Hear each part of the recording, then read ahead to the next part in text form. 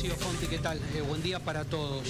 Cuando ocurre nuevamente un caso de estas características, cuando se lo pone nuevamente en escena, obviamente está el análisis particular de lo que sucedió, pero un análisis general, conociendo los números y las estadísticas, de lo que ocurre también en la sociedad, con esta posibilidad que se tiene de comparar políticas que se están desarrollando ahora, como así también desde hace tiempo, junto a otras provincias. Primero vamos a enfocarnos en el caso de María Eugenia.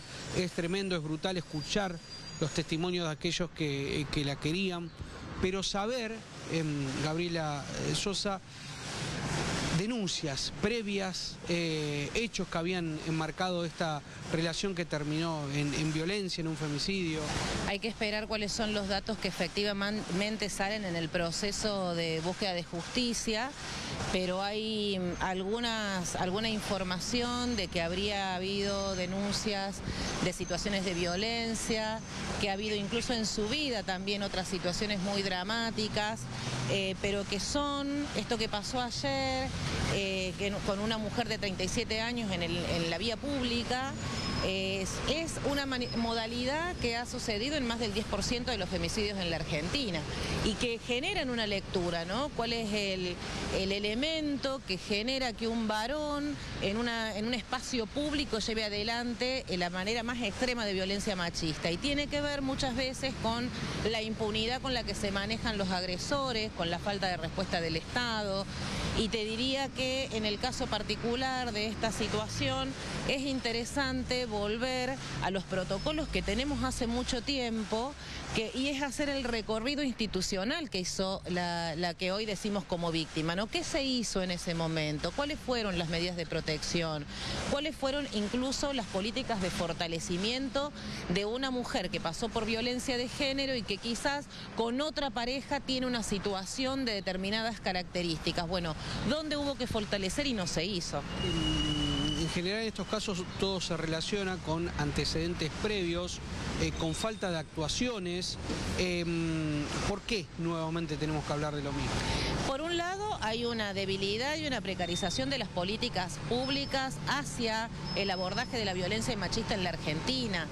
No tenemos ya un ministerio con una función que tenía que ver con abordar las violencias. No tenemos programas, por ejemplo, eliminados o no eliminados formalmente, pero sin funcionamiento desde agosto del año pasado, que directamente este gobierno no les ha puesto un solo peso, como es el acompañar, que la función que tenía ese programa era colaborar económicamente con aquellas víctimas de violencia para poder sortear muchas veces la dependencia económica que la unen al agresor, ¿no? Y así podemos mencionar que la debilidad de la política pública nacional, que también nos preocupa en términos provinciales no tener un ministerio, va afectando la vida cotidiana porque no tenés herramientas para salir de ahí, ¿no? Gabriela, ¿qué dicen las estadísticas con respecto a femicidios, a hechos violentos aquí en la provincia en este año?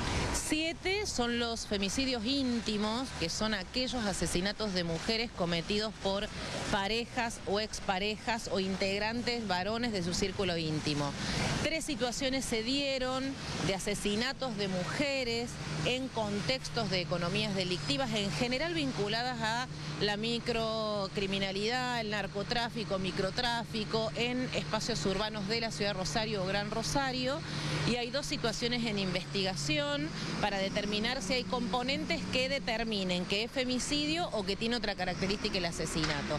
Es alto porque estamos hablando del inicio del 4º mes del año y ya tenemos 12 víctimas en la provincia de Santa Fe, y donde incluso algunas de las víctimas son femicidios vinculados, es decir, se asesinó a una tercera persona queriendo dañar a la víctima principal, ¿no? Gabriela, cuando ponemos en contexto diversas situaciones o estos casos, en muchas oportunidades no hablaban de falta de formación cuando alguien en un contexto de violencia va a realizar la denuncia, falta de acompañamiento también, y a veces en lugares de cercanía como puede ser o una fiscalía o una comisaría. En ese punto creo que hay que comprender el acceso a la justicia desde, como vos bien lo mencionás, desde la comisaría del barrio hasta los dispositivos del Poder Judicial, ¿no? Es decir, el acceso a la justicia no es solo el Poder Judicial, sino también los organismos que receptan denuncias.